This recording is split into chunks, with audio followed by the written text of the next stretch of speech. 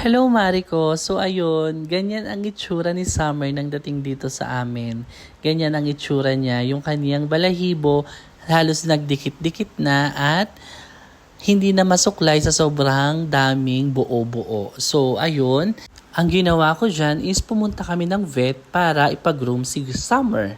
And then, after 1 month, ganito na ang kanyang itsura. Napaka-soft ng kanyang balahibo. At kundi dahil din sa kanyang kinakain, hindi rin magiging ganyan ang result.